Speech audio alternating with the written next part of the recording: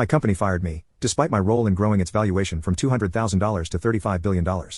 The boss simply said, "The CEO's daughter is replacing you. You're fired." Hours later, 55 clients canceled $8 billion worth of deals. The CEO showed up at my door, pleading, "Who are you?" They had no idea who I really was. "Thanks for quitting," Cornelia grinned, looking at me with a slight sneer in her eyes.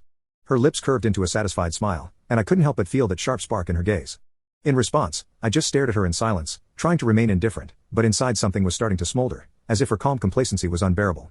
She was clearly enjoying the moment, and her words echoed in my mind, filling the silence between us. As it turned out, it was about reducing labor costs, and according to management, the company did not need employees using overtime pay. Cornelia, Riley, and several others from our department had not hidden their satisfaction with what had been happening in recent weeks. Riley seemed particularly pleased. His new position gave him not only more power but also a sense of superiority. A week later, everything seemed to have settled down, but the company kept calling me. One evening, as usual, while I was doing my paperwork at home, I heard the phone ring. "Hi," I replied, trying to keep my voice neutral.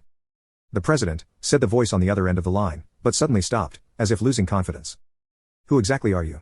I laughed mockingly at his words. It was an old question, but it always raised a bitter irony in me. "I'm Nickel Wallace. I am 57 years old, and I've been working for this company for 35 years, ever since I graduated from college." There was silence on the line. I continued, "Our company employs administrative writers, social security and labor consultants, as well as tax accountants who do clerical work for our clients. This is especially popular among the presidents of companies that run their businesses alone." My mind was awash with the usual flow of information, as if thousands of facts and details concerning my work and those I served were being extracted from the archive of memory. These presidents were busy with sales and didn't have time for clerical work. Of course, we took care of all their tax affairs. I let out a strangled sigh. "I work in the tax department," I repeated. As if that wasn't enough, I qualified as an accountant back in my school years. That's why I joined this company.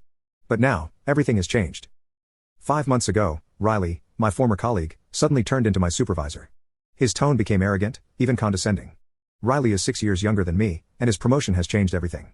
He did not hide his new attitude, always finding a moment for sarcasm or complaints. "Nickel, what are you doing? Do your nerves relax during working hours?" He spoke with false politeness. I silently endured his antics, looking at documents on tax-saving strategies for our clients. When I answered, Riley remained calm, as if he knew something I didn't. "Just look at it in the manual. Don't do anything unnecessary, and if you have to work overtime, don't expect to get paid for it," he said one day, casually looking at me across the table. Unable to answer, I heard Cornelia's assistant say to Riley, "You should work more efficiently. You'll never finish at this rate, that's why you're still a regular employee." Cornelia laughed mockingly, as if these words contained the truth, which I could not and did not want to accept. I was the first to be offered a promotion to head of the department, but I refused. Becoming the head meant more time to manage and less time to interact with clients, which I valued the most. It was an internal offer, and that's why neither Riley nor Cornelia was able to take advantage of this chance. I knew they didn't know about it, and maybe that was the reason they were unhappy with me. But I continued to carry out my usual duties, trying to distance myself from their attacks. The harassment from Riley and Cornelia did not stop. They interfered with my work with renewed vigor, and I had to increase the amount of overtime again. This morning, as if to finish me off, I heard Riley's angry voice. "Nickel, that's enough. Your constant overtime work is dragging on. It's just a waste of time." His words echoed in my ears. Cornelia, as always, watched from the sidelines, not hiding her contempt. The reason for yesterday's overtime was absurdly simple. Riley had accumulated monthly declaration forms that needed to be submitted by the end of the month. Yesterday, after work, he came up to me, casually throwing, "Take care of it." He left a few customer files on my desk, as if it were a small thing. I turned pale when I saw the pile of documents. All of these clients had deadlines this month. I asked in confusion, "Is that all for this month?" But Riley was already packing his things. "I'm leaving." "Be careful," he said. "You can click on share and more to see if there is a part 2.